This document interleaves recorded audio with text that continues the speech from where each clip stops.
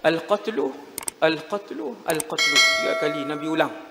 Kemuncak kepada peperangan yang besar ini, tuan-tuan, ni hadis ni, kemuncak dia kepada peperangan yang besar ini ialah perang yang akan berlaku, yang akan dipimpin oleh Al-Imam Al-Mahdi. Hak saya pernah sebut banyak kali dah kat tuan-tuan. Hak Imam Mahdi akan pimpin tu.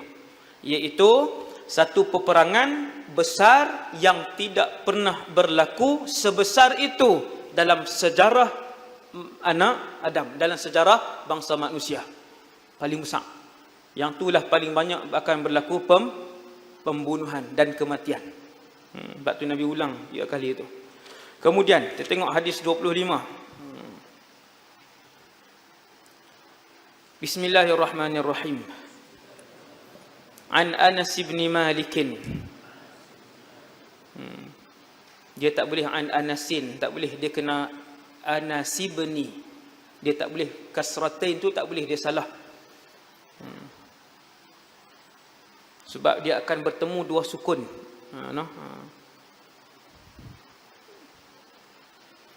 An Anas bin Malik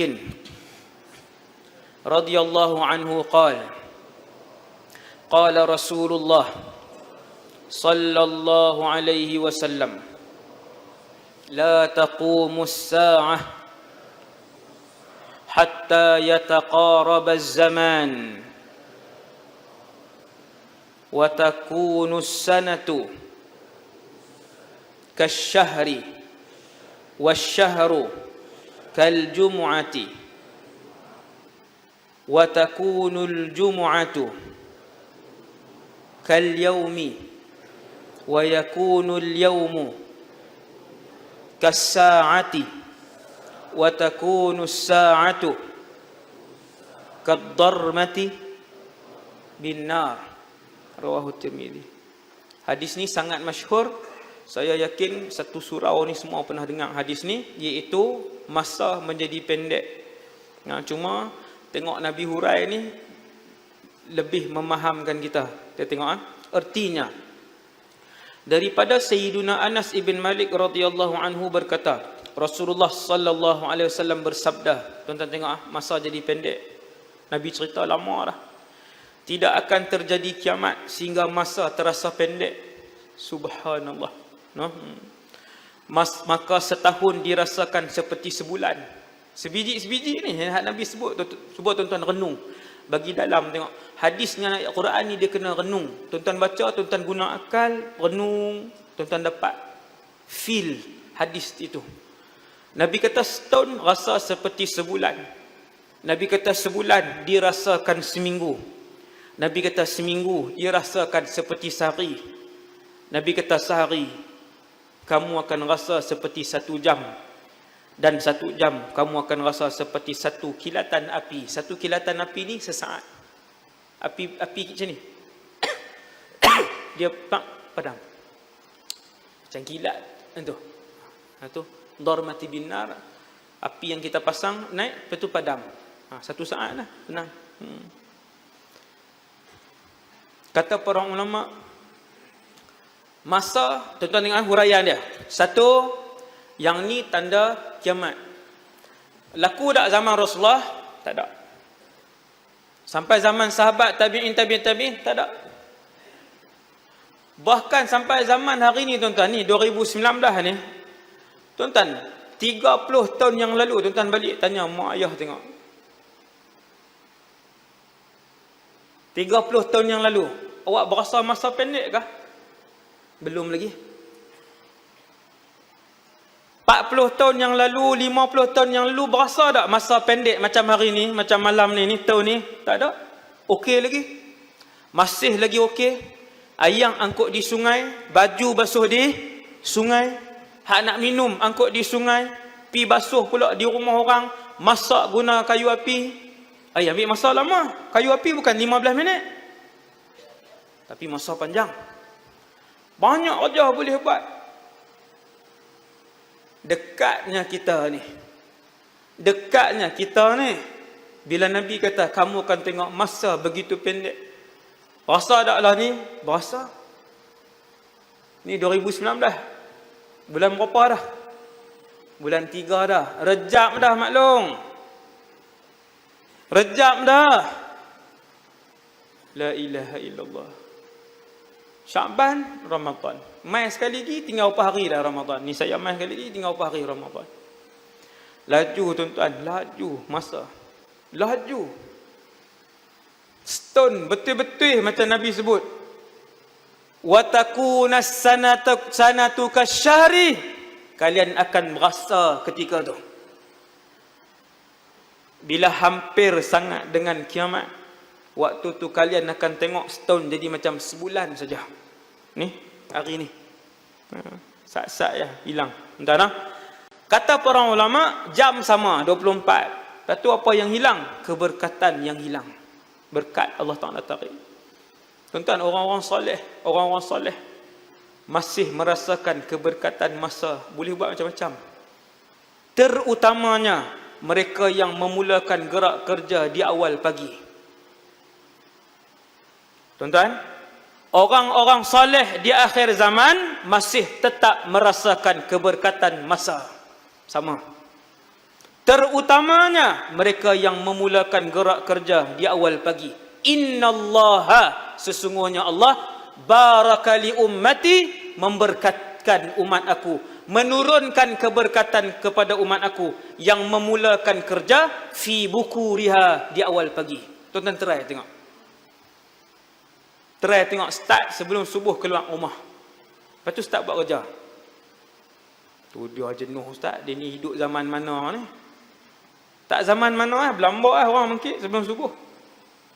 Sebelum subuh start buat kerja. Subhanallah. Kan? Habis. Tengok hadis yang terakhir untuk malam ni, hadis ke-26. Munculnya tambang bumi. Benda apa ni tambang bumi ni? Jambang ke? Kan? Ni hasil bumi. Duk ingat hantu apa dah tak sat ni? No, hasil bumi. Bismillahirrahmanirrahim.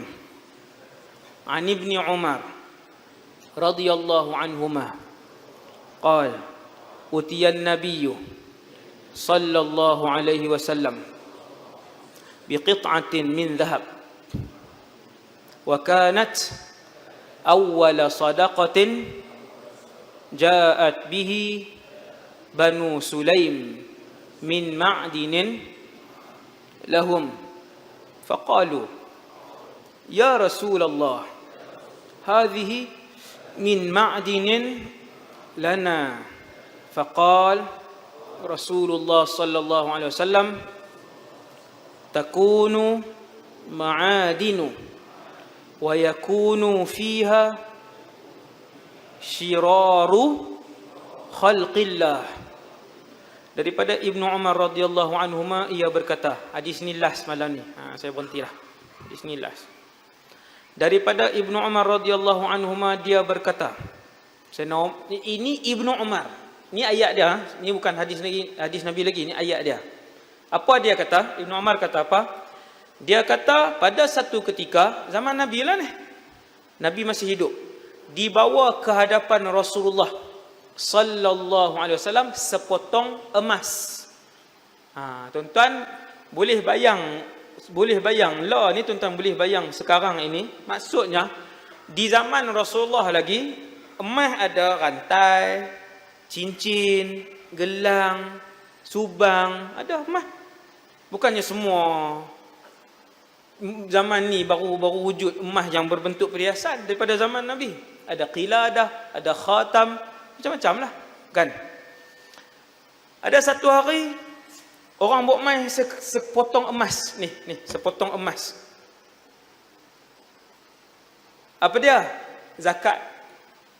Dia bayar zakat sepotong emas. Semua hidup kita tak kena keluar ni, kan? Nak bayar macam mana? Tak ada ustaz. Dibawa ke hadapan Rasulullah sepotong emas. Emas itu adalah emas zakat yang pertama sekali dibawa oleh Bani Sulaim dari pertambangan mereka. Apa pertambangan? Depa apa dia emas orang panggil apa? Pilombong. Bani Sulaim ni nama satu kabilah, di kampung mereka ada lombong emas. Tu yang dahsyat tu yang buat main ketui-ketui tu tuan, lombong emas. Teknologi teknologi zaman tu. Bani Sulaim ada lombong emas. Depa lombong dah boleh, Nabi pun ajak sampai berapa gram kolak zakat, depa buat main ketui. Ketui besar mana wallahu alam. Tuan-tuan tahu zaman Nabi Abdul Rahman ibn Auf ketika wafat, Sayyidina Abdul Rahman yang tuan-tuan duk dengar kaya bilioner di kalangan sahabat tu, ketika dia wafat, emas yang dibahagikan kepada 4 orang isterinya dan anak-anaknya terpaksa dipecah-pecahkan dengan penukul. Besar ni kah nak pecah dengan penukul? Ni besar ni, bongkah ni. Ni bongkah ni. Emas di rumah Abdul Rahman, punya kaya.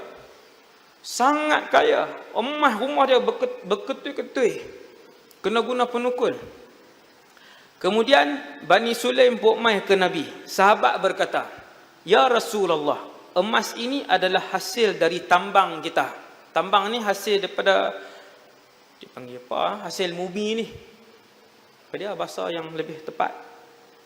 Hasil daripada hasil bumi kita.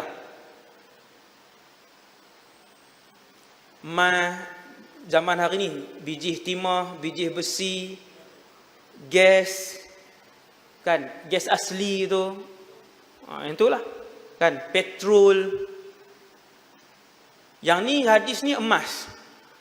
Bila Bani Sulaim buat main sampai seketui besar tuan-tuan, bila dia buat main seketui besar macam tu, sahabat-sahabat semua bakat tengok tu dia. Kan, orang lain buat keluar sedinar 2 je. Hak ni seketui Bani Sulaim buat main sebab kampung depa lombong emas.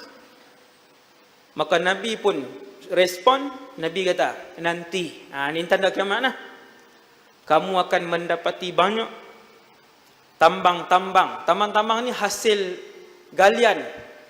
Emas, biji besi, gas asli apa semua ni, kamu akan mendapati banyak hasil galian yang akan dikeluarkan oleh Allah, dan yang akan menguasainya adalah orang-orang jahat.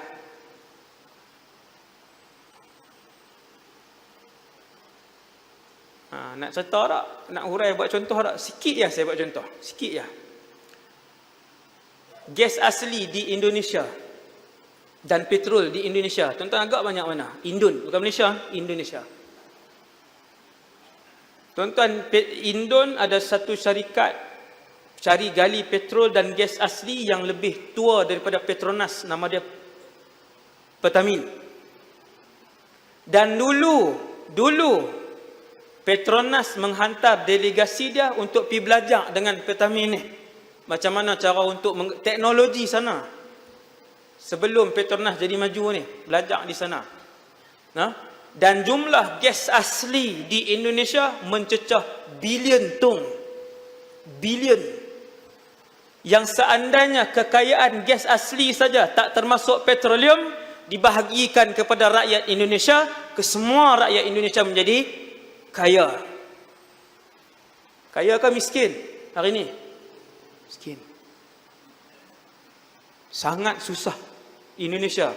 Majoriti rakyat dia sangat susah. Saya pergi 5-6 kali dah. Subhanallah. Sangat susah. Pergi mana? Wa yakunu fiha syiraru khalqillah. Nabi kata hasil-hasil yang banyak ini, Nabi kata akan berada di tangan-tangan orang jahat. Nabi sebut kataan orang-orang jahat. Di Malaysia banyak tak? Ni tu cari pasal tu. Saya sebut kan, saya banyak ceramah juga di Petronas. Minggu depan pun ada lagi banyak. Kan di Petronas ramailah anak-anak murid saya kan. Ni saya depa kena kan, depa yang beritahu rahsia kan, bukan rahsia pun, maklumat kekayaan negara. Satu yang saya beritahu kat tuan-tuan. Emas di petroleum di Sarawak banyak anda. Banyak. Beberapa tahun yang lepas mereka menjumpai telaga-telaga petrol yang baru di Sabah yang jumlahnya lebih banyak daripada yang ada di Sarawak. Mewah. Kalau dibahagikan hasil yang dikurniakan oleh Allah, kalau semua pemimpin membahagikannya dengan baik, maka tak ada orang susah. Tapi sya Allah, Allah berkehendak untuk ada atas muka bumi ini ahli syurga dan ahli neraka. Tetap ada jahat. Nabi kata wa takunu wa yakunu fiha syiraru khalqillah.